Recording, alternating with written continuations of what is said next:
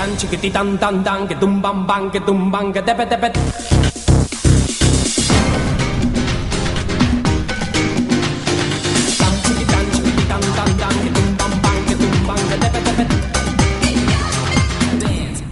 Bonsoir mesdames et messieurs, un grand merci de vous retrouver encore une fois de plus dans ces beaux cadres plateau d'honneur. Moi, je suis le vôtre, tonton Bems, tonton de toute une génération. Vous êtes en train de nous suivre partout. Vous savez très bien, dans ces beaux cadres plateau d'honneur, nous avons cette grâce, cette facilité de recevoir toute personne confondue. Hein. Nous parlons de tout, sauf rien, mais avec beaucoup de déontologie et de rester sur la ligne de conduite. Un grand merci à mon équipe technique qui permet que les choses se passent super bien. Si vous aimez ce que nous sommes en train de faire, la meilleure façon de nous soutenir, je ne cesse pas de le dire, c'est de vous abonner, d'activer la cloche de la notification et ça fera énormément plaisir. Généalogie royale, l'art de gouverner avec Dieu, sous-thème la sexualité royale. La sexualité doit être royale, royale sexualité.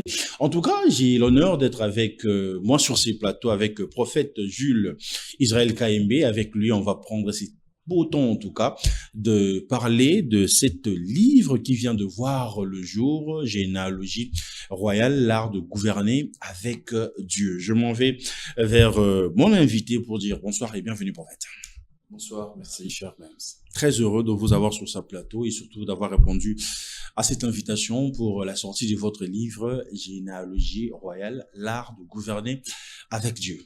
Merci, tout le plaisir est pour nous et nous en remercions aussi pour ça.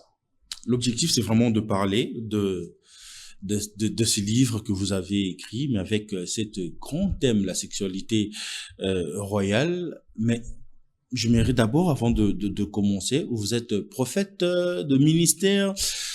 Essayez un peu de nous parler de vous. Alors, si vous permettez, je vais prendre quelques secondes pour rendre grâce à Dieu, à tout Seigneur de ton œuvre. Seigneur, en te bénissant, merci pour ta grâce, merci pour ces jours. Si je monte aux cieux Dieu, si je me couche dans ces jours des morts, tu vois là. Si je prends des de l'horreur que jamais cachée à l'extrémité de la mer, lorsque ta main me conduira et ta droite me saisira.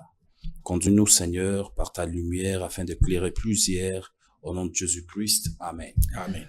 Merci beaucoup. Alors, la question était de savoir, vous attendez que nous puissions nous présenter. Et donc, je suis le prophète Jules Israël KMB, comme vous le constatez. Je dirige une plateforme qu'on appelle MPIN.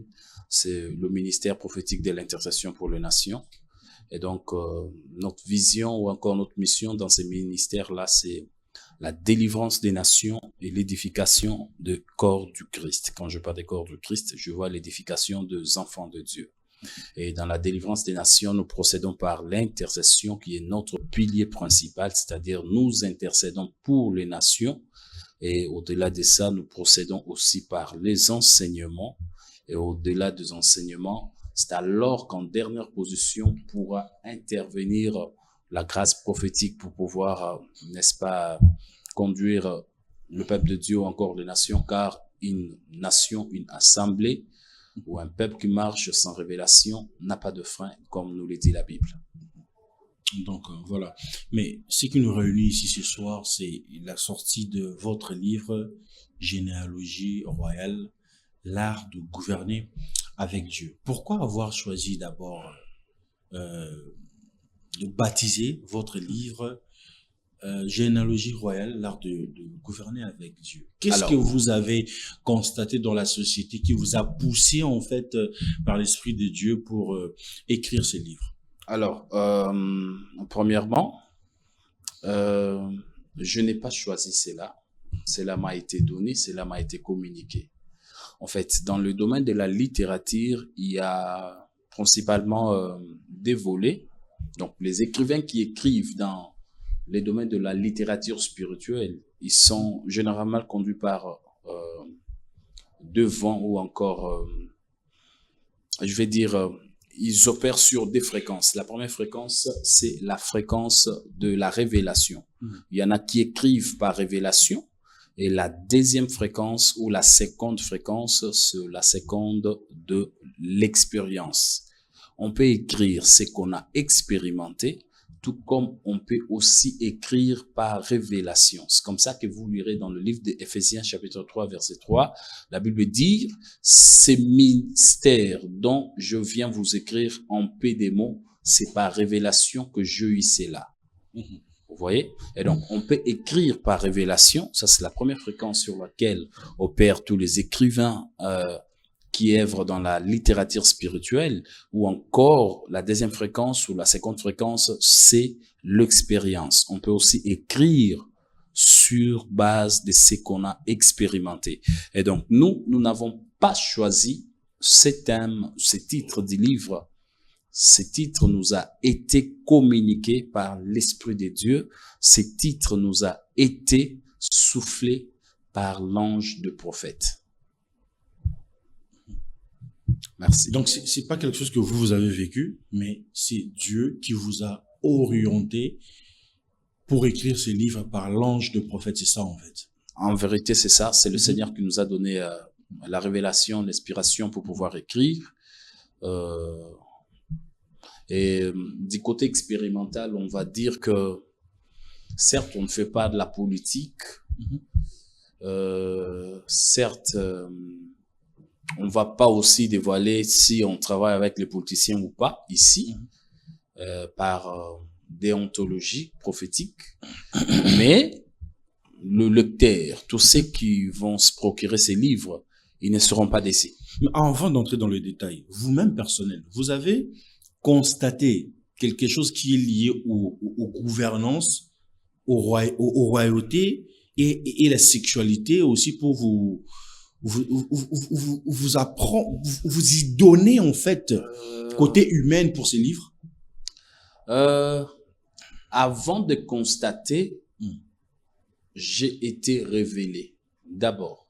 C'est-à-dire que mon constat ne précède pas ma révélation. C'est ma révélation qui précède les constats.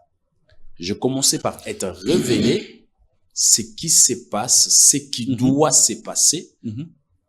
Et c'est alors que, après avoir reçu la révélation, quand maintenant je m'en vais faire de recherche ou par l'observation et d'autres voies, et je me rends compte que ce qui m'a été révélé est vrai et ce n'est pas pratiqué dans la plupart des nations.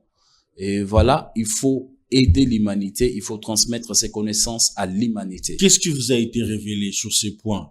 La généalogie royale, l'art de gouverner avec Dieu, c'est au fait un livre qui est concis, qui m'a été donné pour permettre à tous les acteurs du domaine royal, à tous ceux qui sont appelés à opérer dans la royauté. Eh bien, quand je parle de la royauté, je parle à tous les niveaux.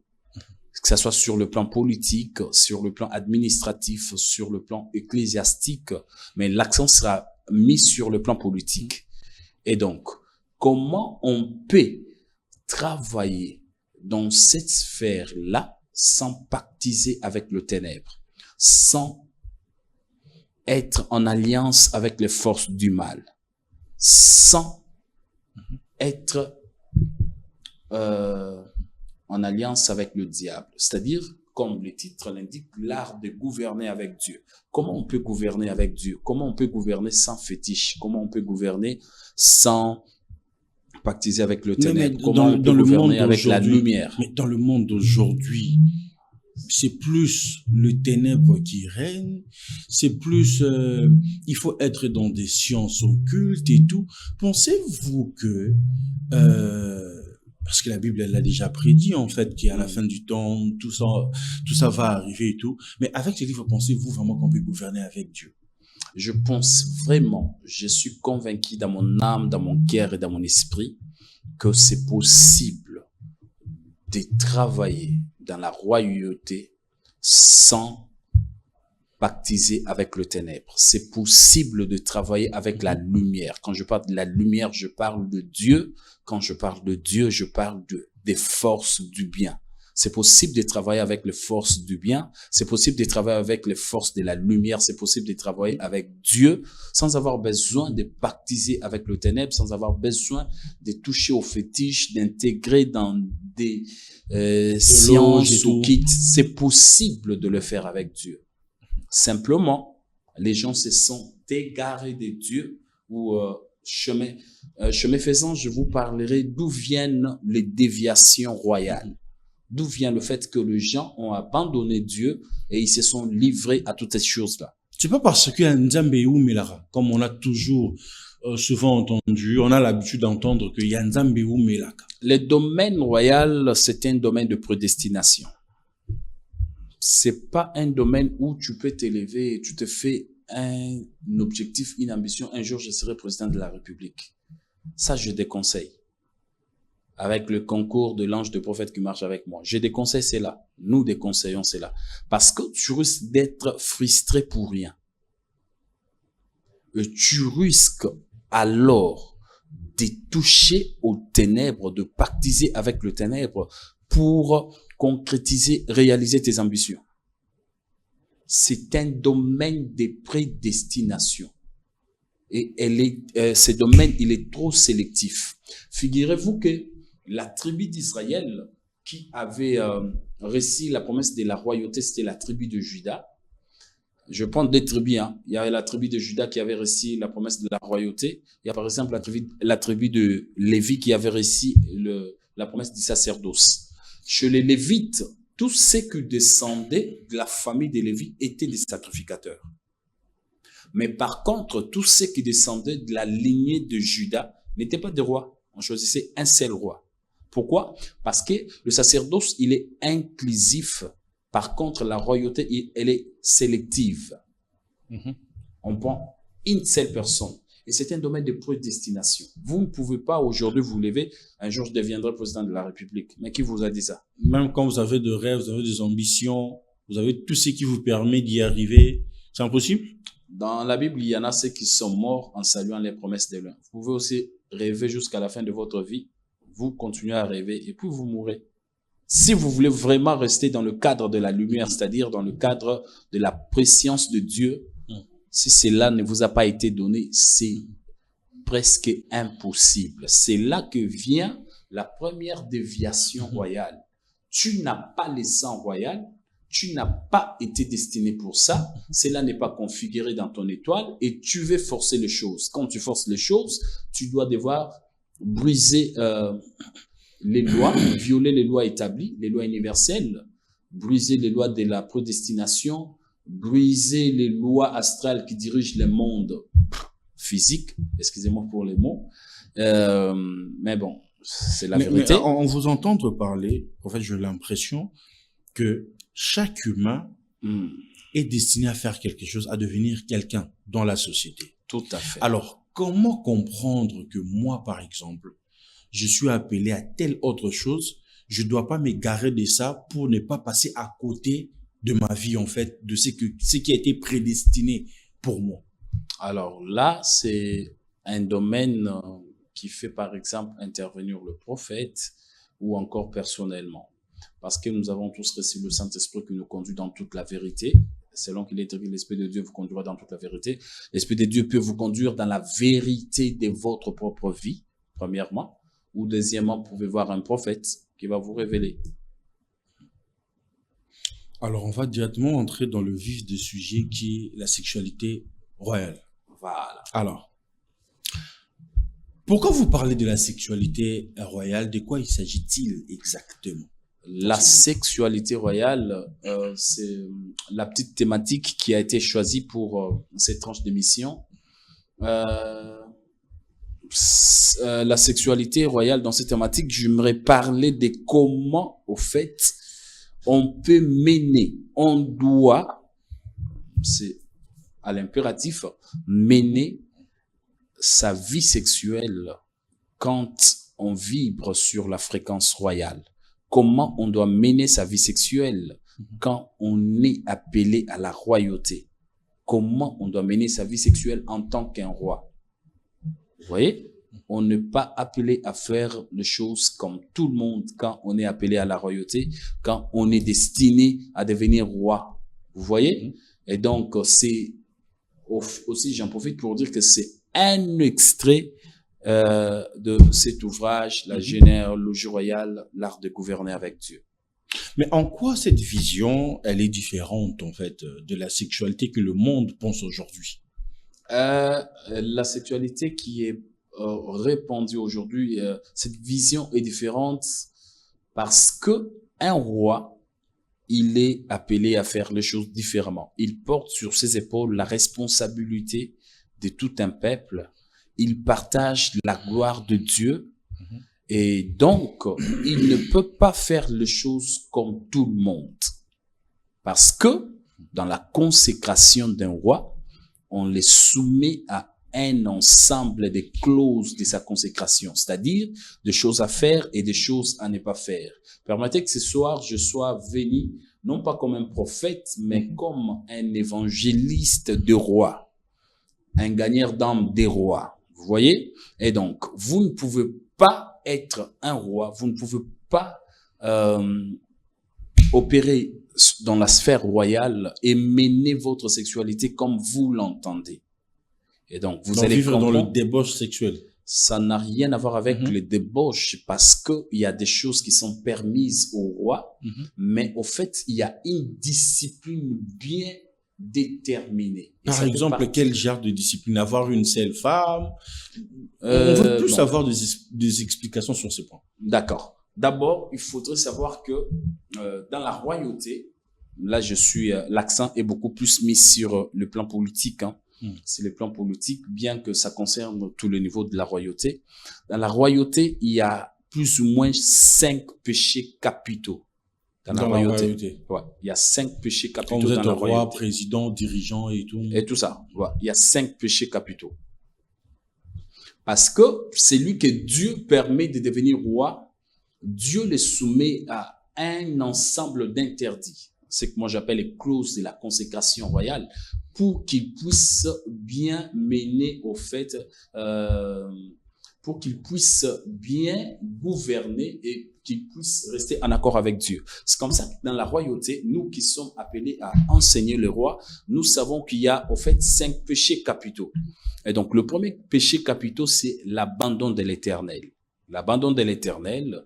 Le deuxième péché capital, excusez-moi, le deuxième péché capital de la royauté, c'est l'extorsion ou encore l'abus du pouvoir.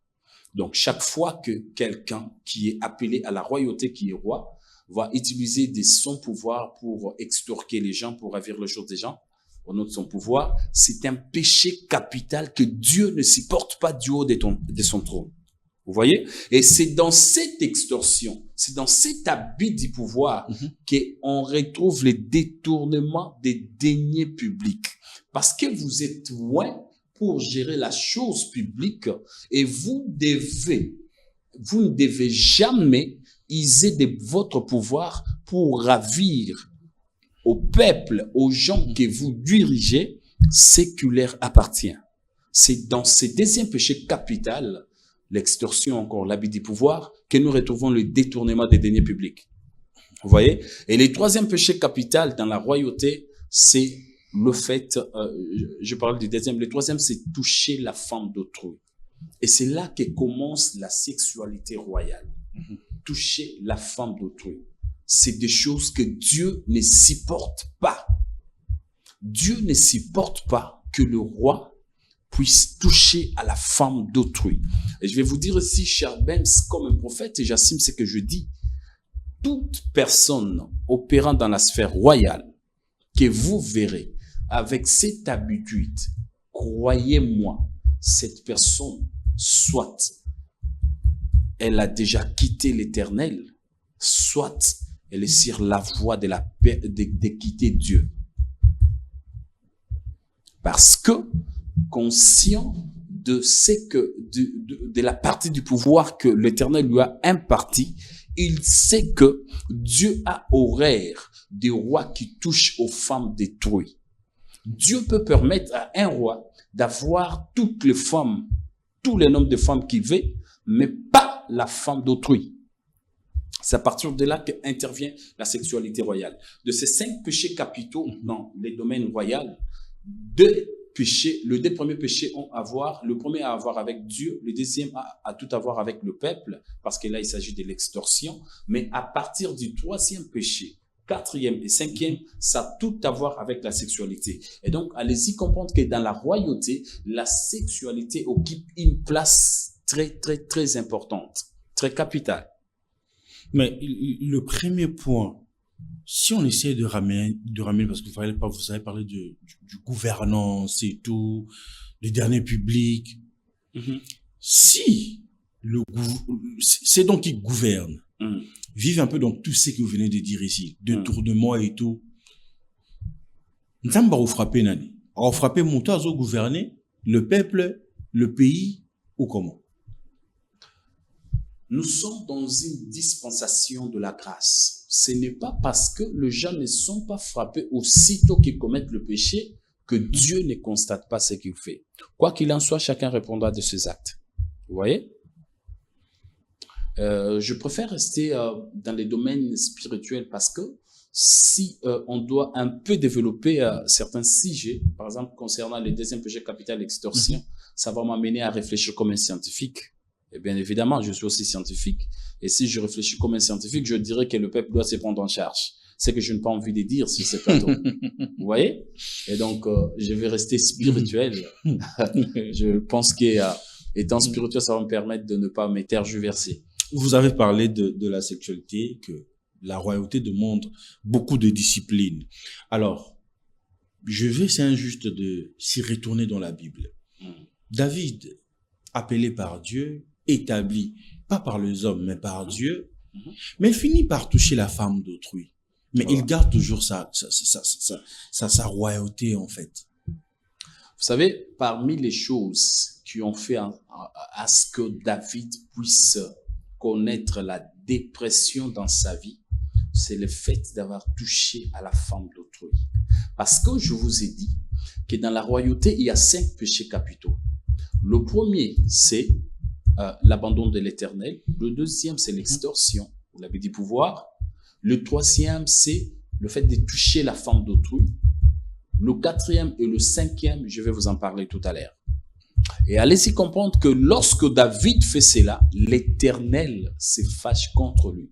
Dieu lui dira même, tu me demanderais tout, tu avais droit de toucher à toutes les femmes que tu voulais.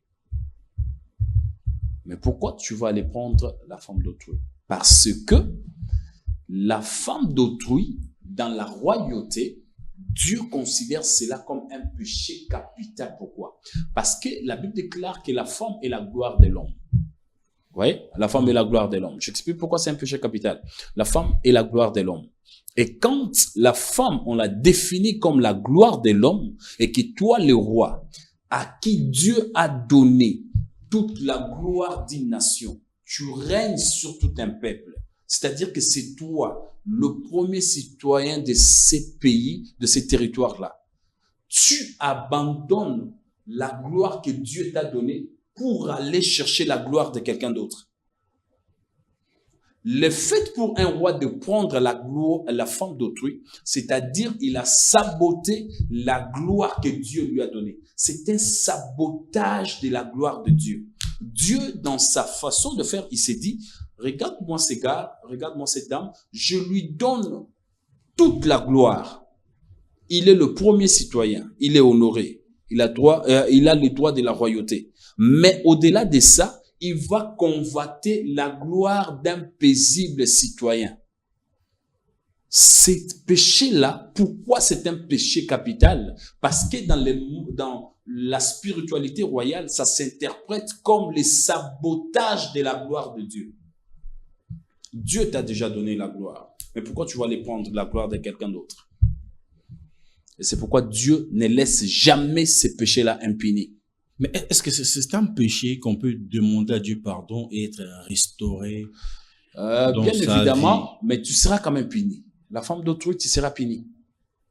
Mais sur ce point, est-ce que ça part seulement sur le point sexuel ou juste dans le parler, dans des envies ou bien des idées dans la tête, on tombe déjà dans ce genre de péché en fait? Non, non, ça là, c'est carrément Ou il faut sexuel. passer à l'acte sexuel. C'est l'acte sexuel. Voilà pourquoi la thématique que nous sommes en train, pendant que je suis en train de faire une vision sur vous, je vous dirai à la fin. Alléluia. Saint-Esprit, révèle-moi les pensées de ta volonté qui me montrent ta gloire. Alors,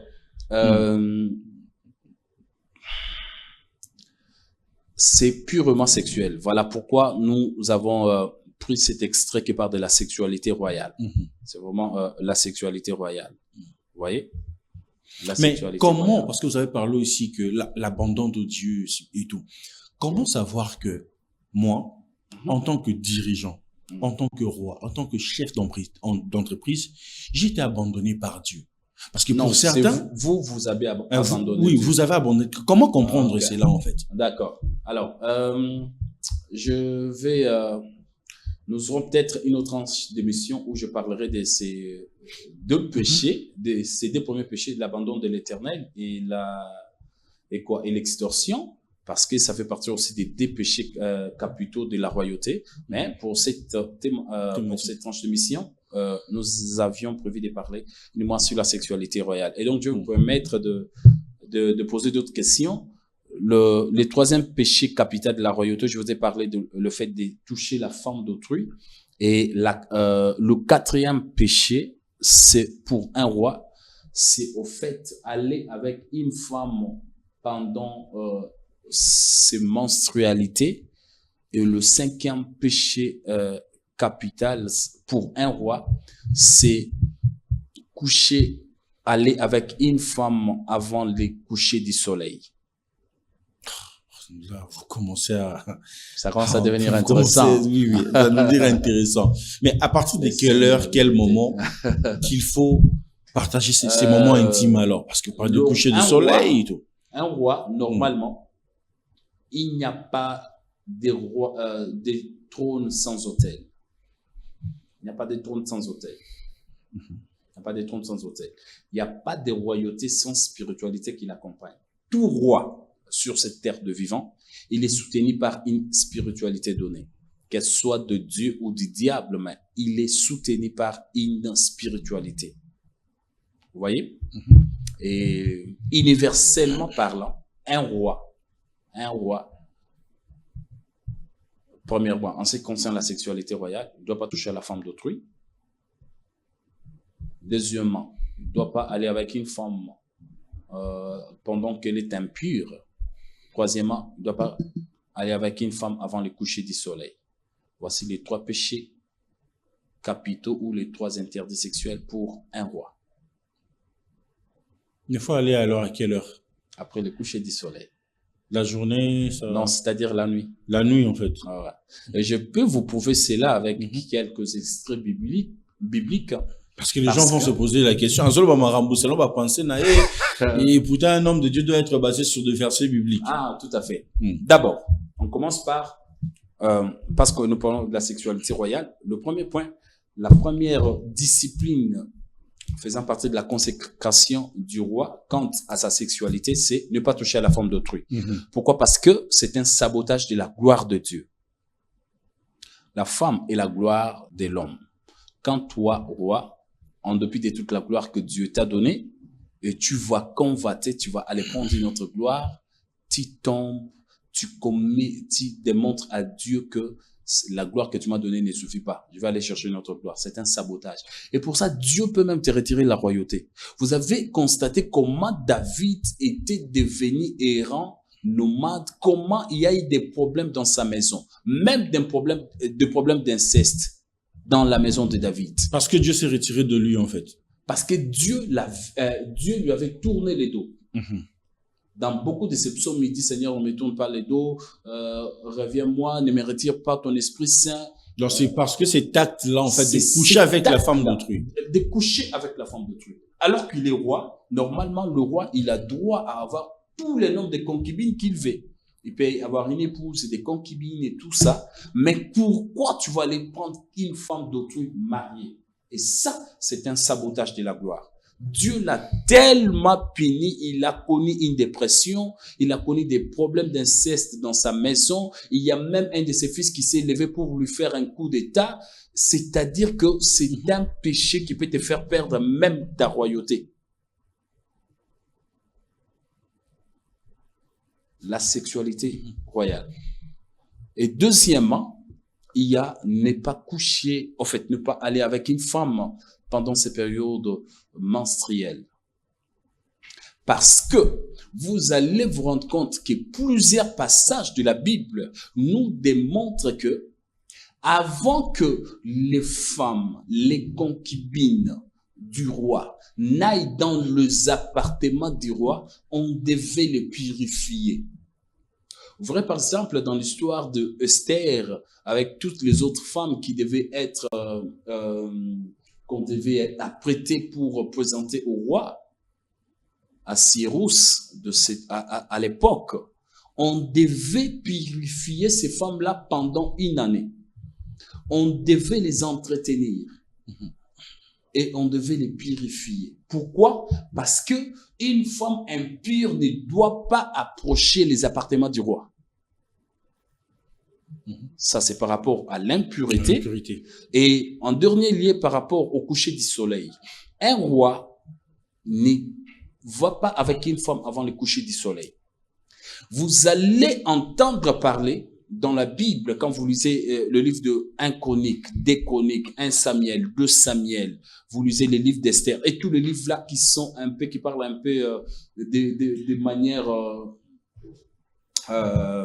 manière générale de la royauté ou des récits royaux, vous allez vous rendre compte que à tout moment on disait, à cause de ce qui s'est passé, le roi ne fit pas venir ses femmes et ses concubines cette nuit-là dans ses appartements.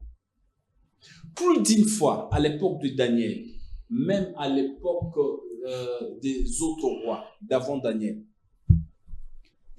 on a répété plus d'une fois que le roi ne fit pas venir ses concubines cette nuit-là dans ses appartements. Pourquoi? Parce que, en fait, en réalité, ce qu'on essayait de nous montrer, ce que la Bible essayait de nous montrer, c'est que le roi avait un temps précis où il faisait venir ses femmes et ses concubines dans ses appartements, c'était la nuit. Et quand le roi tombait dans la dépression, et quand le roi était tourmenté, que ce soit par l'Éternel ou par un acte mauvais, on va même le voir avec le roi qui avait jeté Daniel dans la fosse au lion. Et quand Daniel était dans la fosse au lion, ce roi-là était tellement terrorisé que cette nuit-là, la Bible déclare, noir sur blanc, qu'il ne fit pas venir les femmes dans ses appartements. Pourquoi? Parce que c'était une culture, mais qui a tout à voir avec la spiritualité royale. On ne fait pas venir de femmes la journée, on fait venir des femmes dans les appartements du roi la nuit. C'est pour ça que dans la discipline royale, dans la sexualité royale, un roi ne fait pas venir une femme dans sa chambre, ne va pas avec une femme avant le coucher du soleil. Il y a une question qui me vient en tête comme ça, selon ce que vous venez de dire ici, que voilà. Le roi avait ses femmes et ses concubines. Le tout là, en fait, on là, leur vous m'amenez quelque part. Je vous vois venir. Le tout là, tout la même soirée pour être avec le roi. Aujourd'hui, c'est aussi fréquent, mais nakombo mususu que partout. En vous attendant de parler, donc c'est pas quelque chose qui a commencé aujourd'hui. Est-ce que c'est un péché en fait, ou c'est normal selon la Bible? Parce que nous parlons de la sexualité. Voilà, parce que nous parlons de la sexualité royale. Encore à cette question, je vais vous demander de permettre à ce que je reste dans ma thématique. Parce que répondre à cette question si c'est un péché ou ce n'est pas un péché. C'est ce que vous venez de dire, hein, le roi, ses femmes et ses concubines. J'ai juste pensé donc c'était de mélange à plusieurs. C'est au fait des formes de langage qu'on utilise juste pour expliquer que le roi n'allait pas avec les femmes la journée, c'était seulement la nuit. Et donc pour votre question là, permettez que je reste dans ma thématique. Mais pourquoi la Bible parle-t-elle autant de la pureté sexuelle? Qu'est-ce que le sexe cache sur ces points-là en fait? Alors, votre question elle est très pertinente. Je vais essayer de vous répondre. Mais si je dois vous répondre à cette question, ça va me demander de migrer un peu dans la spiritualité. Donc permettez que je ne sois pas religieux.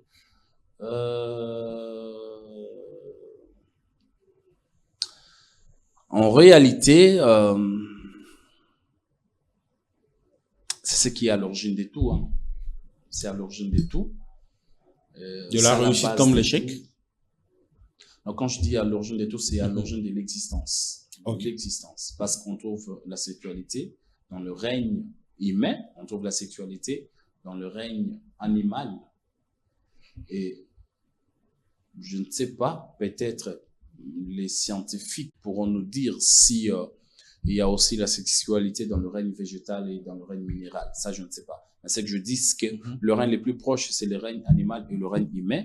On trouve la sexualité dans tous ces règnes-là. Et donc, tout vient de là. Ça a beaucoup d'importance et c'est la base de tout. Comprenez même que dans la discipline qu'on donne à un roi lorsqu'on le consacre, 2 péchés, 2 interdits ont à voir avec Dieu. Le premier a tout à voir avec Dieu, le deuxième avec son peuple qu'il dirige, mais les 3 autres interdits ont tout à voir avec le sexe. Allez-y comprendre qu'il y a, c'est quelque chose, c'est une question très pertinente et qui cache beaucoup de mystères.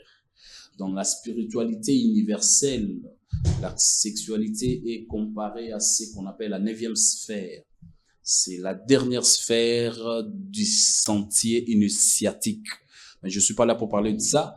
Et donc, je vais rester dans la Bible et dans la thématique. C'est-à-dire que elle occupe quand même une place de grande importance. Jusque même à la cour royale, elle occupe une place de grande importance. Quand, par exemple, je vous dis qu'un roi ne doit jamais toucher la femme d'autrui, c'est-à-dire que ce n'est pas seulement une affaire du roi ou sur le plan politique. C'est à tout le niveau des royautés, même sur le plan ecclésiastique. On peut comprendre qu'un pasteur, un homme de Dieu, est tombé avec une sœur, avec une femme. Mais quand c'est une femme d'autrui, mariée, moi, personnellement, je doute fort que cet homme de Dieu-là soit encore avec Dieu. On ne touche pas à la femme d'autrui, sauf quand on est dans les ténèbres et on sait ce qu'on est en train de faire. Mais pour un roi, parce qu'ici, quand on parle de la royauté, on parle de toute personne que Dieu a établie dans la société, dans le monde, dans le pays et tout. Quelle est la différence qu'un roi ou un homme établi peut faire entre le désir, l'amour et la convoitise? Le désir, l'amour et la convoitise. Un roi, tu as les droits de désirer. Tu as les droits d'aimer. Sur ce point, c'est pas un péché. Non, c'est pas un péché. Mais ça dépend de qui tu vas désirer, qui tu vas aimer, qui tu vas convoiter. Dieu te permet tout, mais sauf la femme d'autrui. Parce que c'est un sabotage de la gloire. Que ce soit au niveau ecclésiastique, nous avons un pasteur qui peut se taper de jeunes sœurs, de sœurs de protocole, de chants, je ne sais pas moi, de fidèles. Ça peut arriver, c'est un humain. Et on ne connaît pas ce qui se trouve là-bas dans la gloire. Donc, on ne sait pas au fait dire que, donc voilà, donc c'est pas normal. Non, on ne condamne pas ça. On n'est pas dans l'évangile de la condamnation. Mais, c'est que nous devons savoir et comprendre c'est quoi. Quand ces habitudes-là, elles débordent, elles vont juste dans le terrain de la femme d'autrui, c'est fort probable que cet homme de Dieu-là ne soit plus avec Dieu. C'est lui qui commet ces péchés dans le sens où il voit avec une femme d'autrui. Soit il est conscient de ce qu'il fait, et s'il est conscient, c'est-à-dire qu'il est déjà dans le ténèbre, il n'a plus Dieu. Parce que toute personne qui marche encore avec Dieu, il peut tomber dans l'impudicité, il peut tomber avec une sœur, une femme. Mais ça ne sera jamais avec la femme d'autrui. Parce que c'est un péché capital dans la royauté. Même quand vous travaillez dans une entreprise et que vous avez un chef, un patron, qui n'aime que se taper la femme, le femme de ses employés, le femme de ses collègues. Allez-y comprendre que c'est un occultiste, c'est un monsieur qui travaille avec le ténèbre. On ne peut pas travailler avec Dieu et être là à courir derrière les femmes d'autrui. Ça n'existe pas. Pour un roi, en fait, parce que nous parlons de la sexualité royale, pour un roi, le corps est un instrument de plaisir ou c'est un sanctuaire? Permettez que j'ouvre une petite parenthèse. Les trônes, c'est une institution, c'est pas une personne. Le trône. Les trônes du roi, sur lesquels on établit le roi, c'est pas une personne, c'est une institution. Et cette institution est composée, il y a des grandes composantes qui entrent dans cette institution. Il y a d'abord le roi et il y a l'aide du roi. C'est comme ça que sur le plan initiatique, l'initiation à la royauté s'est fait à des niveaux.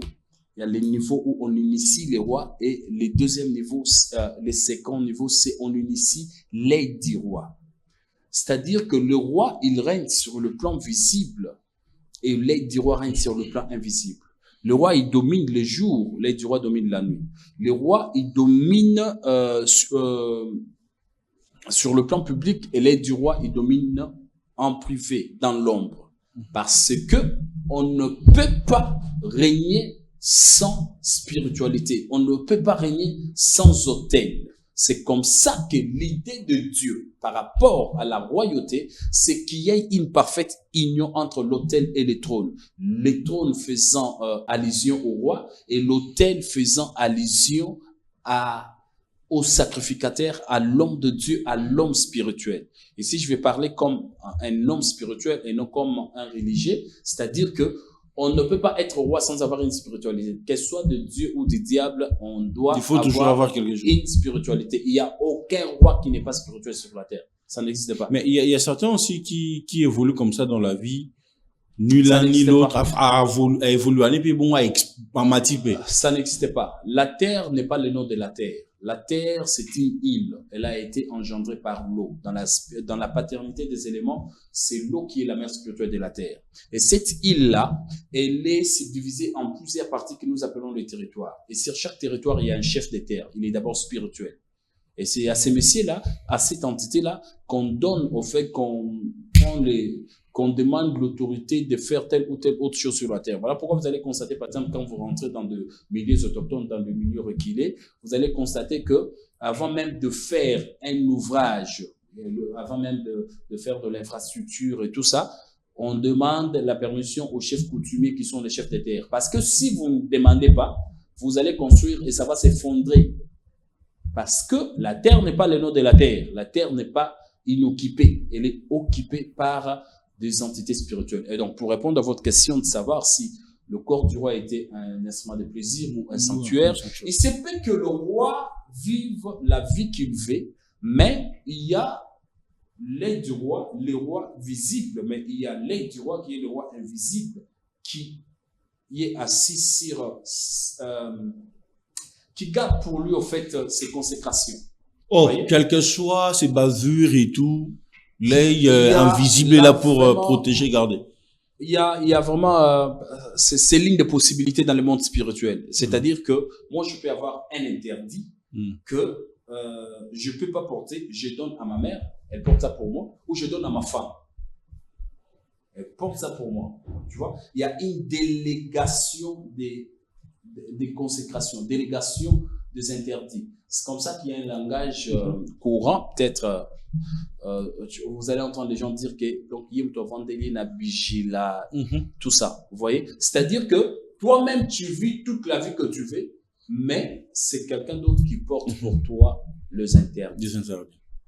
Vous voyez, mais quant à ce qui est de la sexualité royale, l'éternel Dieu, quand on veut gouverner avec Dieu, parce que notre livre c'est l'art de gouverner avec Dieu, toi-même tu dois garder ça.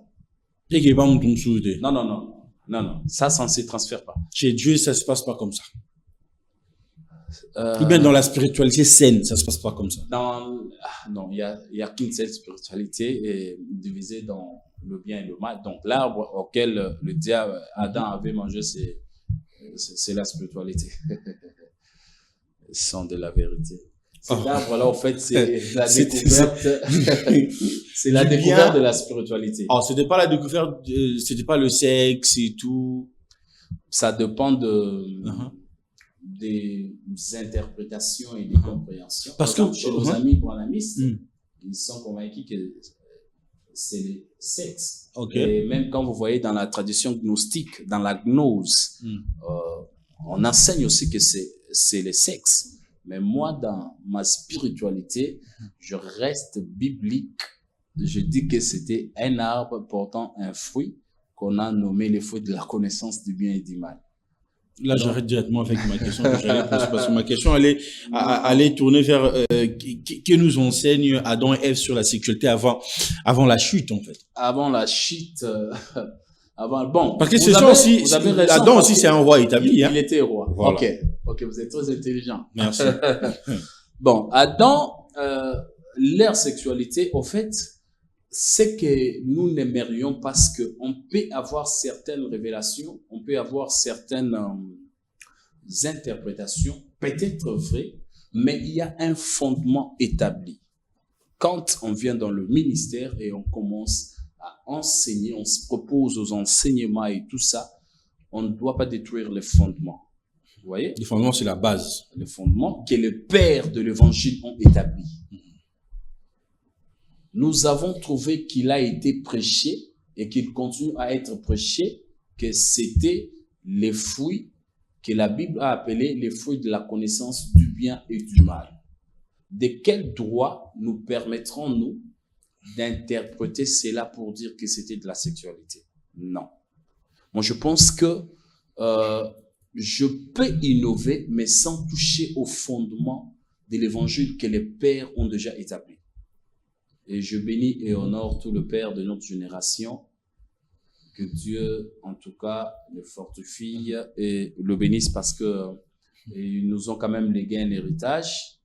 Aujourd'hui, on peut parler de l'évangile, on parle, on enseigne tout ça, on n'est pas inquiété, on n'est pas importuné. C'est parce que il y a des gens qui ont payé un prix pour enseigner ces histoires-là.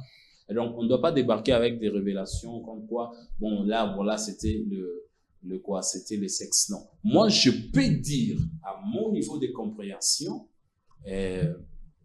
pour bien sûr ne pas égarer plusieurs enfants de Dieu qui savent et qui sont convaincus que c'était l'arbre qui portait un fruit qu'on a nommé le fruit de connaissance du bien et du mal. Moi, je peux dire que cet arbre-là, c'était la spiritualité. Je peux dire qu'ils ont découvert la spiritualité. Ils ont mangé les fruits, ils ont découvert la spiritualité. Maintenant, dans la spiritualité, il y a une seule spiritualité, scindée en deux. Soit tu choisis les biens, soit tu choisis les mal, soit tu choisis la lumière, soit tu choisis les ténèbres.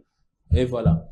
Et donc, j'essaie juste de retourner un peu en arrière, selon vous dire. okay. Il y a deux hommes qui ont été choisis, établis de devenir roi, mais il faut juste avoir une bonne relation avec le Saint-Esprit ou avec Dieu pour vous orienter, en fait. Alors, j'essaie juste de retourner un peu dans cette génération. Pourquoi beaucoup de jeunes tombent-ils dans l'impudicité malgré leur foi?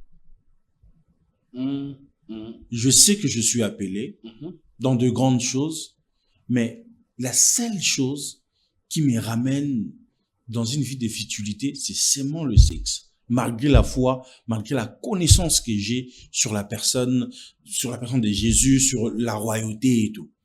Alors, permettez que je reste vraiment dans la thématique. Déjà, mon message à moi que le Seigneur m'a donné, c'est pas un message de la sanctification. Je ne prêche pas la sanctification, je prêche la spiritualité. Mais dans cette spiritualité, vous allez retrouver les dégoûts du péché afin de vous consacrer aux choses les plus sincères. Voilà. Et s'il faut peut-être parler sur ça, c'est-à-dire que tout est une question de conscience. Il est écrit, soyez transformés par les renouvellements de conscience. Vous voyez, il y a des gens qui sont appelés à des grandes choses, qui sont appelés à la royauté, mais il n'est pas conscient. Et quand tu n'es pas conscient, tu vas vivre ta vie comme tu l'entends, et les temps ne t'entendent pas. Et il est possible que celui qui a été destiné à devenir roi vive jusqu'à mourir et peut-être quitter la terre des hommes sans jamais connaître ça. Et quand ça va le rater comme ça descendra peut-être sur ses enfants par le lien du sang. Pourquoi ça ne doit pas se produire? Parce que Dieu n'est pas un fils de l'homme pour mentir ou bien pour se repentir. Tout ce qu'il dit, tout ce qu'il pense sur un être humain doit arriver. Ça peut rater quand cette personne ne prend pas conscience de séculer sans se faire. Figurez-vous qu'il y a des choses qui ont été dites sur les gens. Et ces gens-là, la Bible déclare qu'ils sont morts en saluant leurs promesses de loi. Donc la sexualité mal gérée peut vous égarer de la royauté et ne pas vivre cette royauté en fait. Ça peut non pas seulement vous égarer de la royauté, ça peut vous retirer la royauté. Ce que je dis ici, c'est par rapport à ceux qui gouvernent avec Dieu. Figurez-vous, et vous êtes d'avis avec moi, que dans le monde où nous vivons, il y a plus de 200 pays qui existent. Tous ces rois-là, ils ne règnent pas avec Dieu.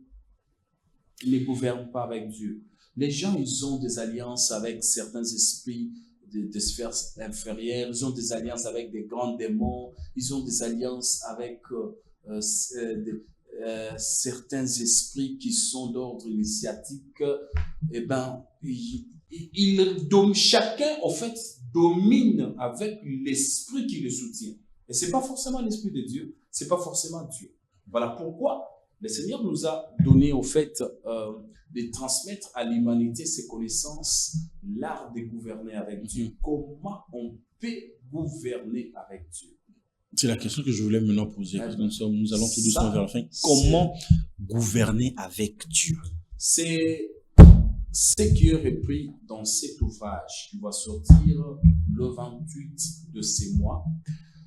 Nous sommes en train de travailler pour qu'il soit sur toutes les plateformes de librairie en ligne ou de vente de livres en ligne, mais dans un premier temps, il sera sur notre propre site internet www.julisraelministries.com, ou encore pour l'avoir, on peut nous contacter via nos réseaux sociaux, c'est toujours Prophète Jules Israël, ou encore par notre numéro de téléphone, si vous le permettez, nous allons les donner. Bien sûr que vous pouvez.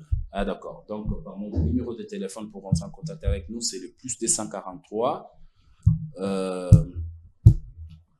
999 74 69 13, +243 999 74 69 13. Et donc, pour répondre à votre question de comment gouverner avec Dieu, ici, il y a rien. Ici, c'est un livre qui est vierge, parce que c'est avec ça que nous avons travaillé, nous avons fait nos travaux spirituels. Et donc, dans ce livre, il y a plus ou moins 6 chapitres qui constituent en effet un canevas qui va permettre à une personne qui croit encore que c'est possible de régner avec Dieu, qui ne va pas au fait vendre son âme au diable, c'est-à-dire être dépouillé de sa conscience, commencer à vivre comme une marionnette, exécutant les ordres qu'il reçoit des sphères supérieures, des esprits qui le soutiennent, permettre à cette personne-là qui veut pas, au fait, s'égarer, qui veut pas pactiser avec le ténèbre, qui veut pas toucher au fétiche, qui veut pas aller dans le sens du diable, mais rester dans la voie de Dieu et quand même gouverner, quand même régner, il a besoin de ces livres. C'est à tout le niveau des royautés. Parce qu'aujourd'hui, même sur le plan administratif, même dans le secteur privé, leadership privé, tout ça dans de grandes entreprises, pour être DG, pour être au-dessus, les gens ont l'impression qu'il faut toujours toucher à quelque chose. Ont tendance à toucher à quelque chose. On peut régner avec Dieu, être établi avec Dieu sans toucher de gauche à droite. C'est très possible. Voilà pourquoi il y a ces canevas. Le premier chapitre parle de l'art même de gouverner avec Dieu. Qu'est-ce qu'il faut faire? Comment il faut s'y prendre? Le deuxième chapitre, nous parlons de prophètes de la cour royale. Il y a une question qui me vient en tête, parce que vous avez parlé de l'art de gouverner avec Dieu, nous allons à la fin. Est-ce qu'on peut gouverner avec Dieu que par la prière? Non, ça n'a rien à voir avec la prière. Rien. Non. Rien à voir avec la prière. Non, non, non. Ça, c'est vraiment être un bébé spirituel que de croire que tu peux être là, c'est ma Monaya, et puis tu vas être un chef d'entreprise. Ah, mais on va te bouffer. Les gens qui sont à l'Assemblée nationale, vous entendrez dire qu'il y en a d'autres personnes qui entrent pieds nus à l'Assemblée. Vous entendez dire qu'il y en a d'autres personnes qui arrivent à la porte, ils entrent des dos. Déjà, dans le monde spirituel, quand on entre des dos, c'est-à-dire que ce n'est pas moi qui suis entré, c'est mon esprit. C'est-à-dire que même quand on vient chercher toutes les personnes qui sont dans cette salle-là, on ne va pas vous voir vous. Parce qu'en réalité, à quotité, l'identité d'une personne dans le monde spirituel, c'est la face. Devant la face. Voilà. Donc, quand vous entrez des dos quelque part, c'est pour faire diversion. Quand vous cherchez spirituellement, on ne vous voit pas. Vous voyez? Et donc, dans un endroit comme ça, vous allez avec vos prières. Ah non, c'est la spiritualité. Mais c'est quoi? Il faut dormir dehors, passer ses nuits à chercher Dieu. C'est quoi encore? C'est quoi la spiritualité de Dieu qui peut nous aider à gouverner avec Dieu? Ça n'a même rien à voir avec passer des nuits blanches, dormir dehors. Mais c'est quoi? C'est comme si vous cachez quelque chose. Vous cachez quelque chose. J'ai l'impression que vous cachez quelque chose, en fait. C'est ce qu'on appelle la Torah orale, celle qui se transmet de bouche à l'oreille. Tout roi, toute personne destinée à la royauté, destinée à être élevée, il doit avoir son prophète. Il doit avoir son homme de Dieu. Il doit avoir son féticheur si tu ne veux pas régner avec Dieu. Tu dois avoir ton féticheur, tu dois avoir ton maître spirituel, tu dois avoir ton gourou qui te conduit. Si tu n'es pas au fait, soutenu par une spiritualité quelconque, tu perds ton temps. On va te bouffer même dans quel... J'ai entendu une histoire, c'est le prophète Francine Gawala qui avait donné ses communiqués. Il dit, il y a un papa qui est professeur, qui travaillait dans les conseils de chef de l'État, qui vient avec un projet. Il amène le projet, il a imprimé le projet sur papier. Le président attend le projet, il lui donne le projet, mais quand le président regarde le papier duplicataire sur lequel le projet a été imprimé, tous les écrits disparaissent. Ça devient vide. Le président lui dit, mais tu me remets des papiers vierges, qu'est-ce qui ne va pas? Ah, mais je viens d'imprimer, attendez, président. Il voit dans son bureau, il imprime. Il remet, dès que le président touche, ça devient tout blanc. 3 fois de suite. Il se dit, qu'est-ce qui se passe? Et qu'est-ce qu'on lui dira? Le président lui dira, tu vois comment on joue avec toi? Le papa intellectuel de son état, mais il se rend compte qu'on fait disparaître tes écrits sur tes papiers. Parce que dans la royauté, ce n'est pas une question que je suis catholique, je pars à la messe et puis je rentre. Ce n'est même pas une question que tu crains Dieu, tu marches bien dans la sanctification. C'est quoi la spiritualité qu'on doit faire pour éviter tout ça? C'est là où je suis, mais vous ne voulez pas vous exprimer en fait. C'est pourquoi le 2e chapitre de cet ouvrage parle de le prophète de la cour royale. Parce qu'à la cour royale, il y a un ensemble de prophètes. Aujourd'hui, vous savez pourquoi les gens échouent et les rois échouent? Parce qu'ils sont les rois qui règnent avec Dieu, hein, pas ceux qui sont dans le ténèbre, ceux qui règnent dans la lumière avec Dieu. Ils sont entourés des hommes de Dieu qui ne sont pas appelés à la cour royale. Opérer à la cour royale, c'est un appel et c'est un manteau. Ça fait partie de l'initiation royale. C'est ce qu'on appelle l'aide du roi. Parce que le trône est une institution composée de 2 chambres. Dans la chambre, il y a une chambre où on voit le roi et une autre chambre où on voit l'aide du roi. Et donc, c'est dans cet ouvrage que nous parlons du 2e chapitre sur le prophète de la cour royale. C'est tout un manteau. Et quand vous êtes mal entouré, vous allez échouer. Parce qu'il y a des gens qui ont un appel pour ça, pour accompagner les rois. Et ces gens-là, ils ne sont pas beaucoup. Et ces gens-là, des fois, ils n'ont pas l'accès à la cour royale. Vous voyez? Et ce sont ces gens-là qui vous apprennent la spiritualité royale et qui vous permettent de gouverner avec Dieu sans tomber dans tous les pièges de l'ennemi et tout ce qui va avec. Prophète, nous sommes à la fin de cet entretien. C'était un réel plaisir de vous avoir sur ces plateaux, surtout sur cette thématique. Permettez que je prenne cet appel, c'est mon père spirituel. Même si j'aurais été à la chaire, j'allais décrocher. On va couper ça. Permettez. Oui, allô, papa?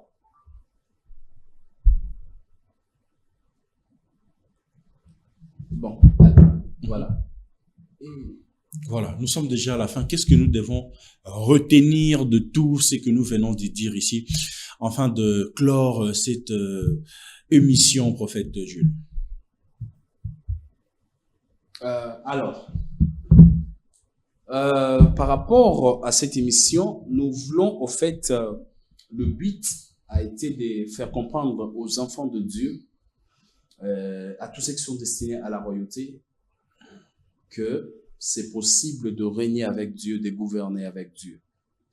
Et l'une des choses qu'il faut faire dans l'art de gouverner avec Dieu, c'est respecter les interdits de la royauté, premièrement, les interdits de la royauté dans lesquels on a vu la sexualité, c'est lié à la sexualité, ça c'est premièrement. Et deuxièmement, l'une des choses à faire, c'est se faire entourer des hommes de Dieu, pas n'importe lesquels, mais ceux qui sont appelés à la royauté. Vous voyez? Parce que ceux qui sont appelés à la cour royale. Parce qu'ils font partie de tout un ordre initiatique de l'œil de roi, les yeux de roi. Et donc, nous appelons au fait les enfants de Dieu à croire que la politique est aussi faite, n'est-ce pas, pour les enfants de Dieu. Il n'est pas question de dire qu'un enfant de Dieu ne peut pas faire de la politique ou un homme de Dieu ne peut pas faire de la politique. C'est faux. Parce que celui qui va dire ça, il n'est pas plus enfant de Dieu que Daniel. Il n'est pas plus enfant de Dieu que David. L'homme selon le cœur de Dieu, il faisait la politique. Maintenant, toi qui es fils des Zébédée, pour dire que la politique est un péché, ça n'a rien à voir. Vous voyez? Et donc, nous encourageons tout le monde à s'intéresser parce que la Bible déclare, si le juste s'est multiplié, le peuple sera dans la joie. Vous voyez? Et donc, il faut que les justes aussi, les enfants de Dieu, les enfants de lumière, s'intéressent aussi à la politique. Il faut qu'ils le fassent aussi. Parce que ça va les aider. Ça va aider, n'est-ce pas, les peuples à être dans la lumière. Et ceux qui sont déjà dans la politique, si vous vous êtes déjà égarés de Dieu, il est possible de rentrer. Il est possible de rentrer. Il est possible de rentrer sur les droits chemins. Et là, je parle comme un évangéliste de la cour royale. Je suis prophète d'office, c'est-à-dire prophète de ministère, mais à la cour royale, j'ai un manteau évangélique. C'est pour évangéliser les rois à rentrer sur les droits chemins, les rois qui sont déjà établis, les rois qui aspirent à la royauté. C'est pour leur montrer la voie pour régner avec Dieu, gouverner avec Dieu. Il y a beaucoup de sollicitations dans la royauté. Parce que la première déviation, c'est au début, et la deuxième déviation, c'est quand on est déjà dans la gloire. Et tout ça, là, on en parlera dans une autre tranche de mission.